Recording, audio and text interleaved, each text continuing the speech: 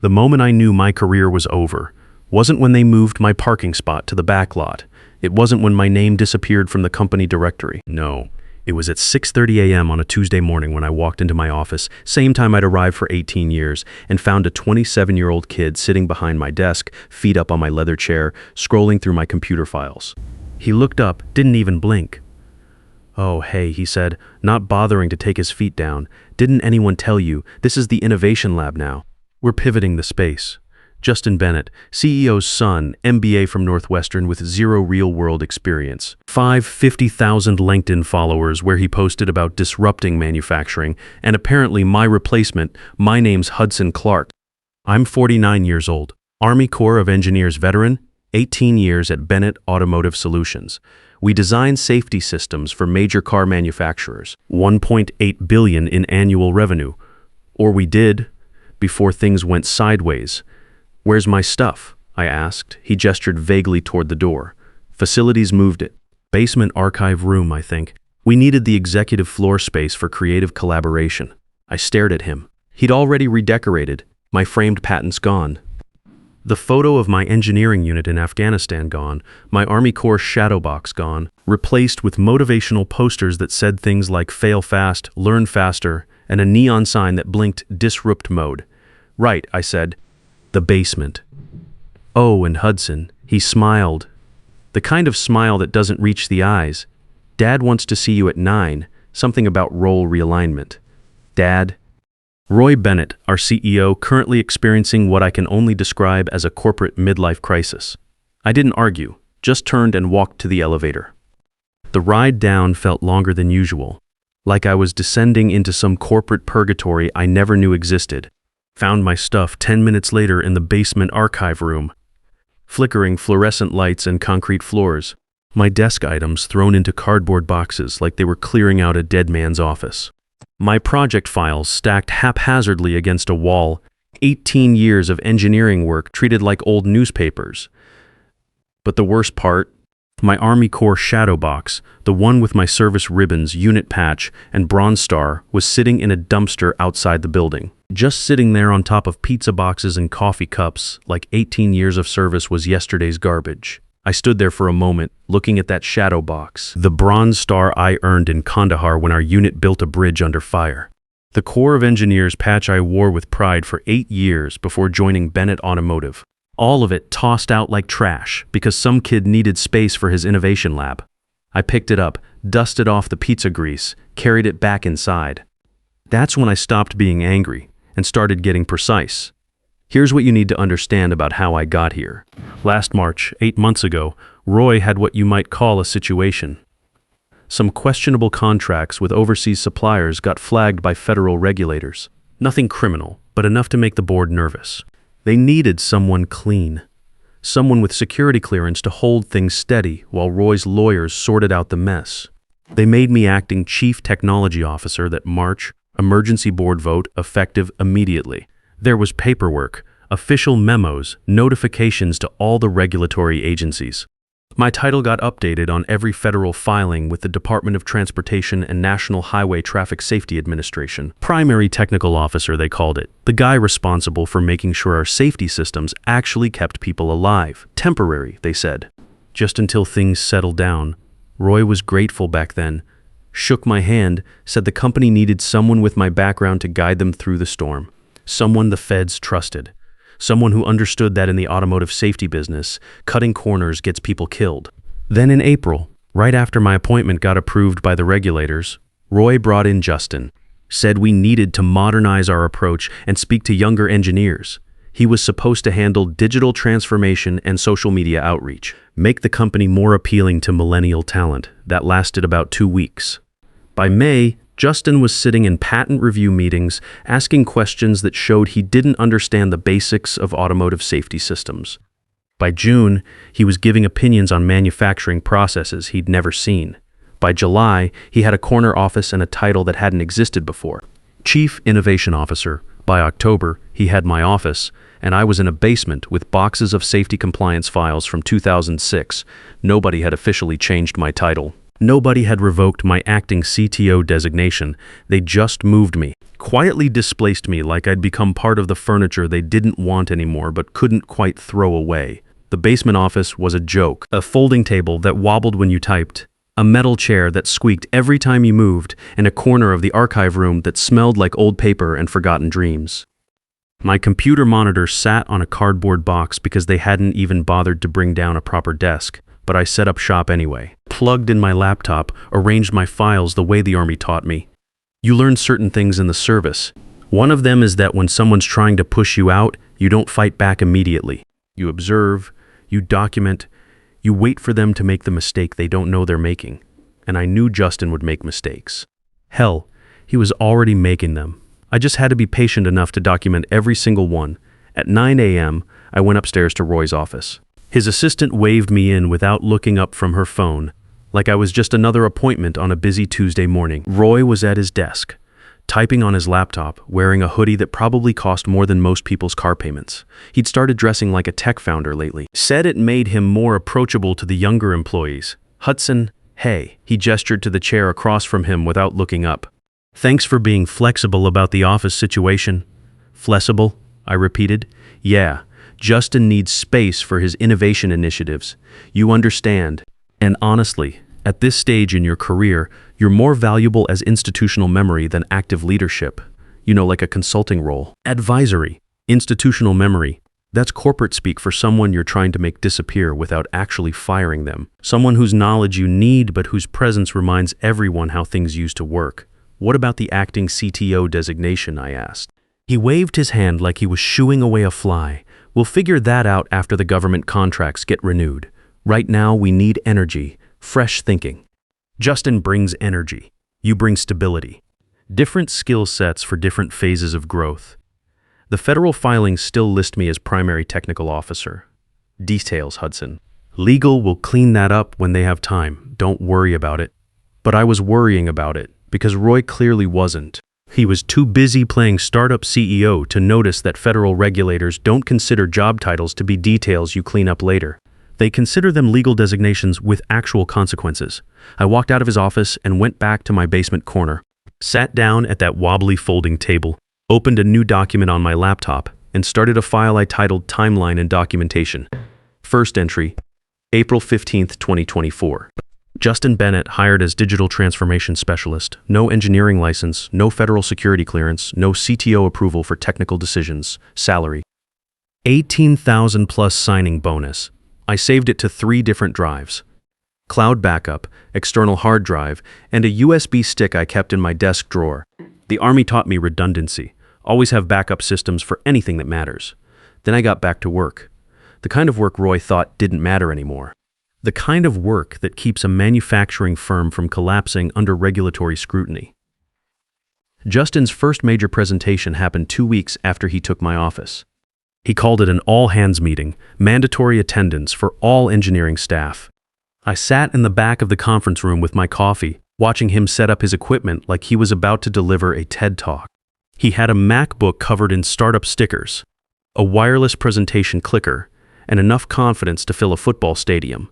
The lights dimmed. His presentation appeared on the screen, Dynamic Manufacturing Framework, AI-powered safety systems for the modern era. I almost choked on my coffee. The subtitle read, Revolutionary Approaches to Automotive Innovation.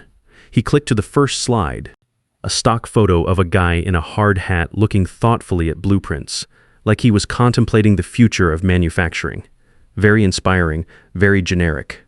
Traditional safety protocols are dead, Justin announced, pacing across the front of the room like a motivational speaker. We've been operating with outdated frameworks that don't account for real-time manufacturing dynamics and consumer expectations, so I developed something new. Something that will position Bennett Automotive as the industry leader in next-generation safety systems. The next slide showed a flowchart. My flowchart.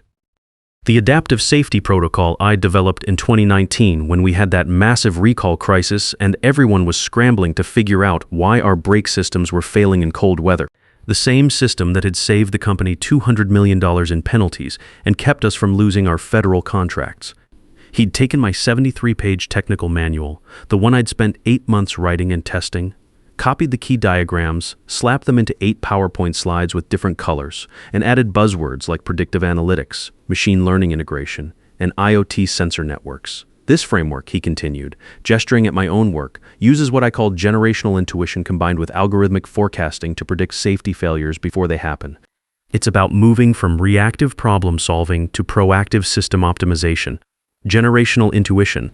That's what he called 18 years of experience in pattern recognition. The ability to look at a manufacturing line and know just by the sound of the machinery when something was about to go wrong. One of the senior engineers, Pete Morrison, leaned forward. "This is brilliant, Justin. Why didn't we think of this approach before?" We did think of it, in 2019. I developed it.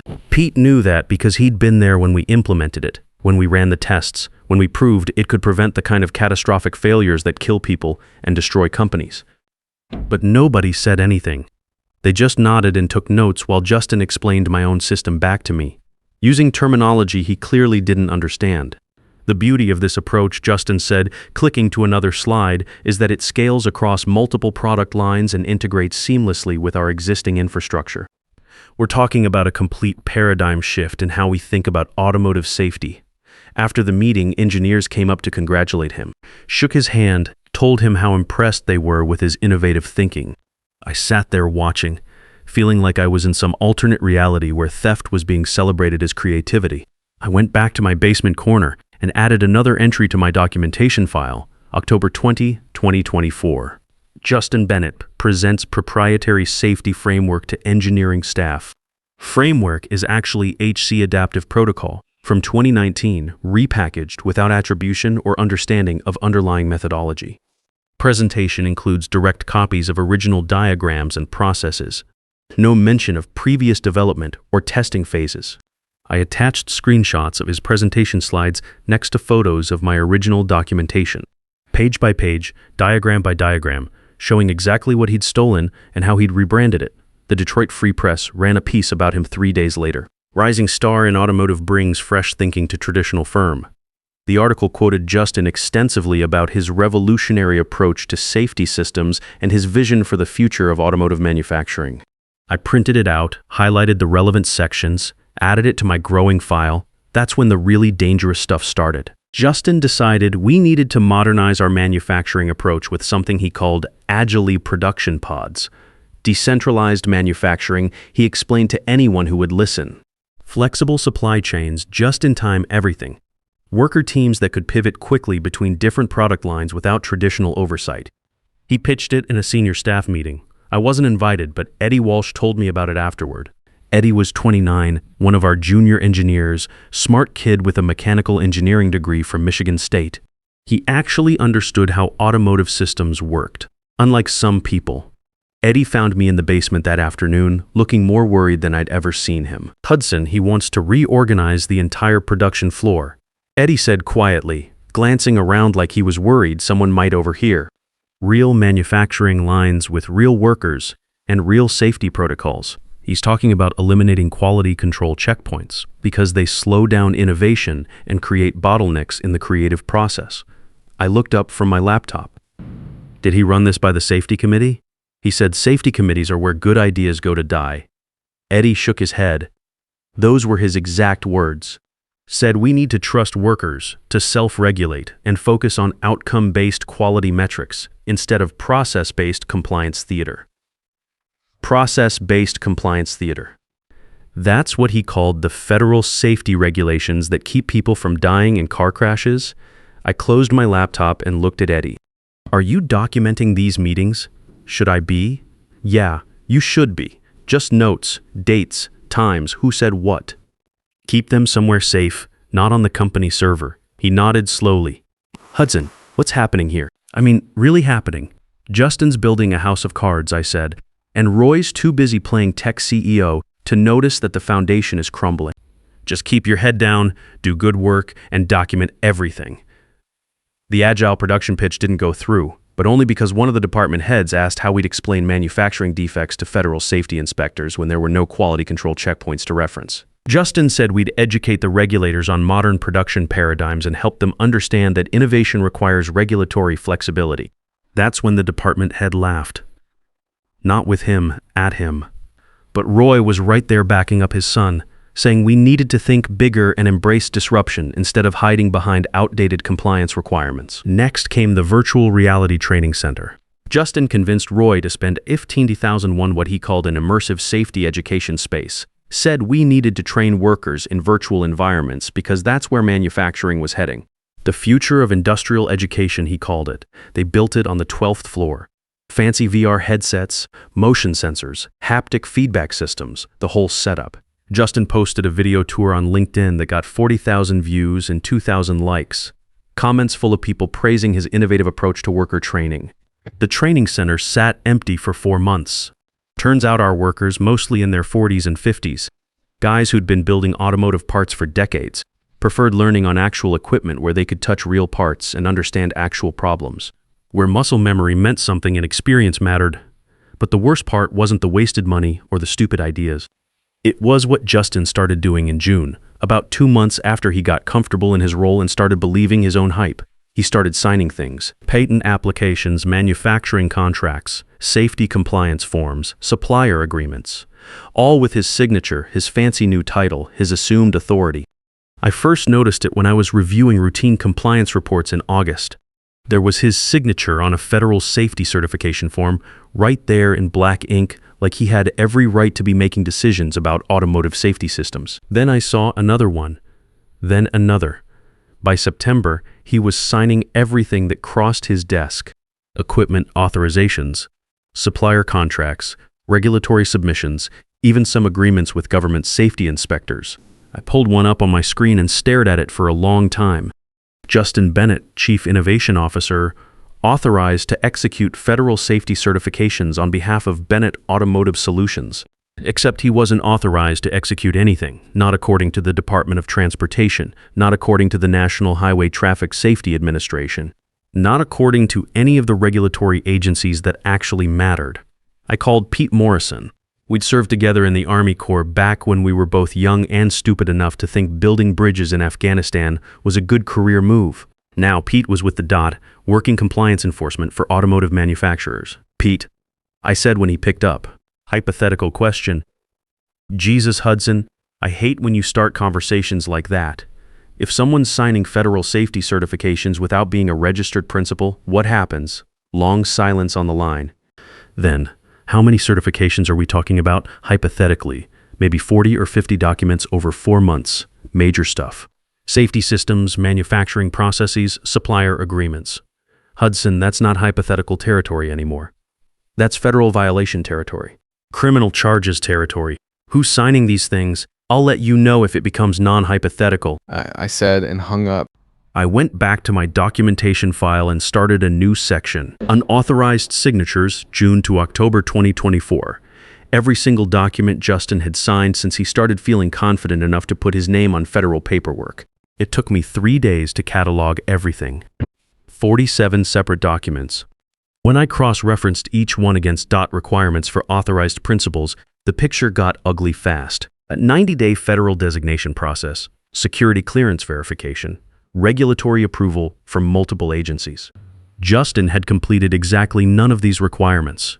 47 documents, every certification he'd approved, every contract he'd authorized, every safety agreement he'd executed was technically invalid. And we were still in the middle of renewing $400 million in government contracts. The DOT was reviewing everything we'd submitted over the past year. Every signature, every authorization, every single officer designation had to be perfect. My name was still on all the official paperwork as acting CTO, primary technical officer, the one with actual federal authority.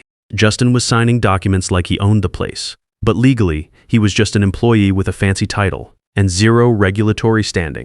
I saved everything, backed it up to multiple locations, made sure I had copies in 3 different places. Then I waited because I knew something Roy and Justin didn't know. Something they'd forgotten in their rush to be innovative and disruptive and modern.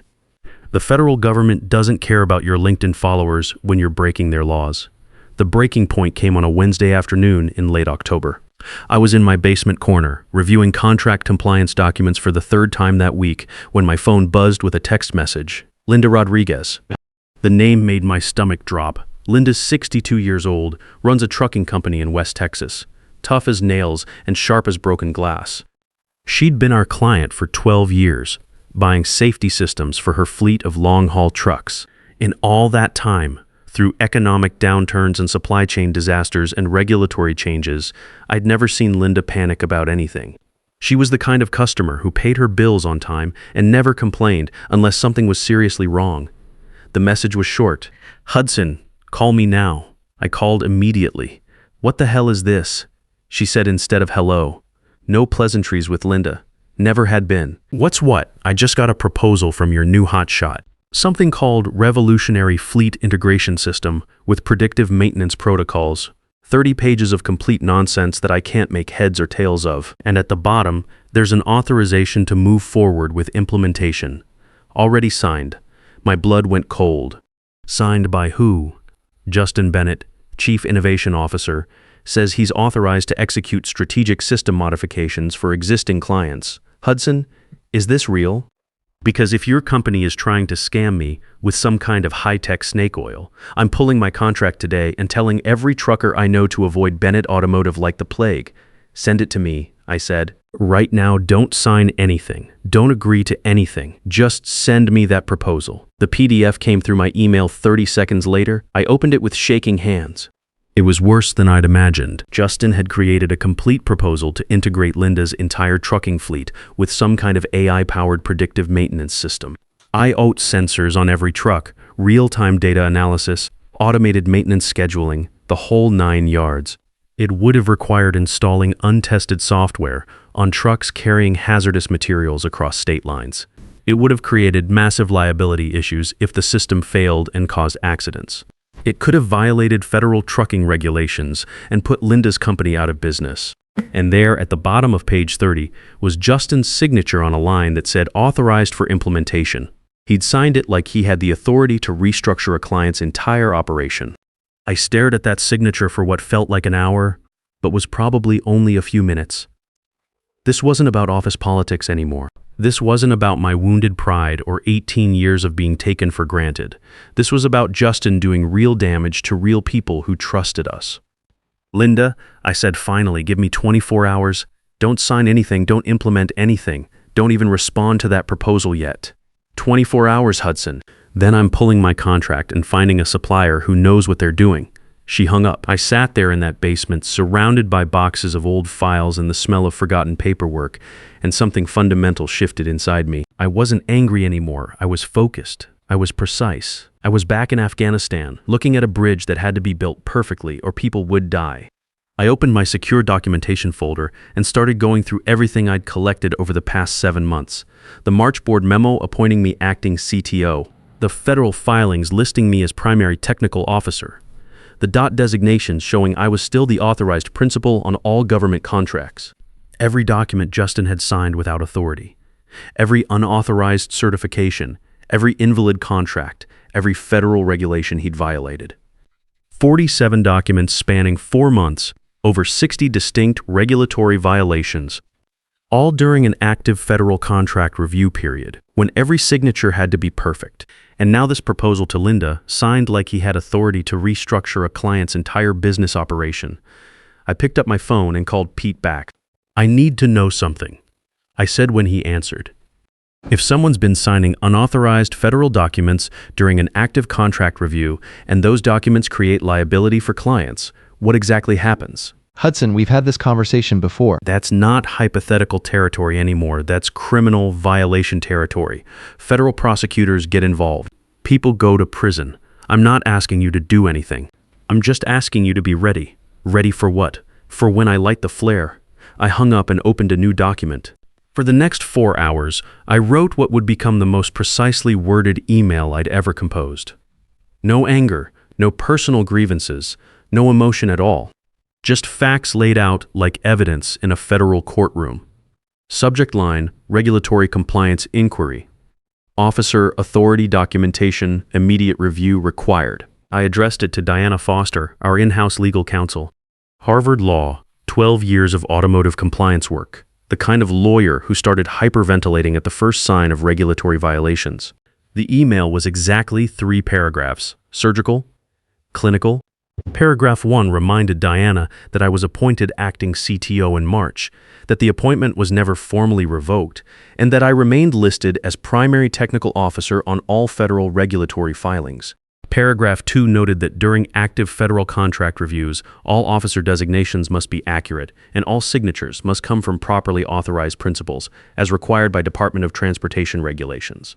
Paragraph 3 requested immediate clarification on current officer designations, specifically regarding any additional authorized principals who may have been added to federal filings since March. Then I attached everything. Every piece of documentation I'd collected, the March board memo, the federal forms showing my designation, the regulatory filings showing no other authorized principals, and then methodically, every single document Justin had signed over the past 4 months. 47 attachments, each one time-stamped and cross-referenced against the specific federal requirements he hadn't met. At the bottom, I added one sentence. Please advise immediately on current compliance status regarding unauthorized signatures during active federal review period. I saved it as a draft at 11:45 p.m. Then I did something I hadn't done in months. I went home, fed my dog, made a sandwich I was too wired to eat, and went out to my garage workshop. I'd been restoring a 1969 Mustang Mach 1 for the past 2 years. 428 Cobra jet engine, 4-speed transmission, Highland green paint job. The kind of project that requires patience, precision, and respect for the engineering that came before you. I spent 3 hours in that garage, working on the carburetor rebuild, cleaning every component until it was perfect, not thinking about Justin or Roy or the company. Just focusing on the work, trusting the process, letting muscle memory guide my hands. Around 2:30 a.m., I cleaned my tools, turned off the lights, and went back inside. Set my alarm for 4:15 a.m. The email was scheduled to send at exactly 4:47 a.m., early enough to hit 3 inboxes before the workday officially started. Early enough that Diana would see it before anyone could tell her to ignore it. Because I hadn't just sent it to Diana, I'd added 2 more recipients. The DOT liaison assigned to our contract review and the compliance officer for the Federal Automotive Safety Standards Division. 3 people. 3 different agencies. 3 professionals who would have no choice but to act once they saw 47 pieces of evidence showing systematic federal violations. I read the email one final time, checked every attachment, verified every link. No mistakes, no gaps, no room for interpretation. Just documentation, pure and simple. At 4:46 a.m., I hovered my mouse over the send button. Thought about my shadow box in that dumpster. About 18 years of loyalty, rewarded with a basement corner and a folding table. About Linda Rodriguez nearly getting destroyed by a proposal signed by someone with 0 authority. I clicked send. Then I went back to bed and slept like I hadn't slept in months. My alarm went off at 6 a.m., but I was already awake. Made coffee, checked my phone. 3 delivery confirmations. Diana had opened it at 5:41 a.m. The DOT liaison at 5:58 a.m. The federal compliance officer at 6:05 a.m. By 8:30 a.m., my phone was buzzing constantly. Text from Eddie, executive floor is complete chaos. Emergency meetings everywhere. I ignored it and went to my garage. The Mustang fired up on the first try, 428 cubic inches of American engineering purring like a satisfied cat. Around 10 a.m., Pete called. Hudson, what did you do? Send some documentation to the appropriate parties. There's a federal inquiry, emergency compliance review. They've frozen all contract renewals pending verification of authorized principals. The entire company is locked down. I adjusted the timing on the distributor. Sounds serious. Hudson, nobody can execute new contracts. The government deals are suspended. Management is in full panic mode. Good thing I documented everything properly then. 3 weeks later, the whole thing was over. Justin's access was revoked the day I sent the email. Roy announced his retirement 2 weeks after that. The DOT investigation resulted in a 3-year industry ban for Justin and $125,000 in personal fines. 4 different companies called me within 10 days. The defense contractor I'd worked with before offered me chief systems engineer at $520,000 base plus equity. Eddie came with me. They started calling me the patent guardian after word got around the industry. I didn't encourage it, but I didn't discourage it either. On a Saturday morning in February, I'm in my garage putting the final polish on the Mustang's chrome. She's perfect, now every component rebuilt to original specifications, ready to run strong for another 50 years. My phone rings, Pete. Your documentation on that case was absolutely immaculate, he says. Cleanest regulatory package I've ever seen. I buff a spot on the rear bumper. I just build things that don't fall apart. Well, whatever you built there worked perfectly. Company restructured completely in 6 weeks. It was already falling apart, Pete. I just documented the collapse. Above my workbench hangs my Army Corps shadow box, cleaned and remounted after its trip to the dumpster. Essayons engraved at the bottom. Let us try the core motto about building things that matter, protecting what you've helped create. I wasn't trying to destroy Justin or Roy or the company. I was protecting what I'd helped build over 18 years, the systems that kept people safe, the processes that actually worked when competent people operated them correctly. They wanted to replace experience with buzzwords, knowledge with LinkedIn followers, precision with innovation theater. I reminded them what happens when you ignore the foundation. I pour myself a glass of Blanton's single barrel, hold it up to the garage light. 18 years I gave that place. They called me institutional memory, legacy thinking, outdated methodology. Now I'm the patent guardian, making 45% more money, building better systems, teaching the next generation how to do things right. I take a sip. It tastes like victory, earned through patience and precision. They threw away my shadow box because they thought experience was garbage. Turns out, when you discard the people who built the foundation, the whole house comes crashing down. 18 years taught me that competence doesn't need to be loud or flashy. It just needs to be there when everything else falls apart, holding the line while the innovators learn why the old ways existed in the first place.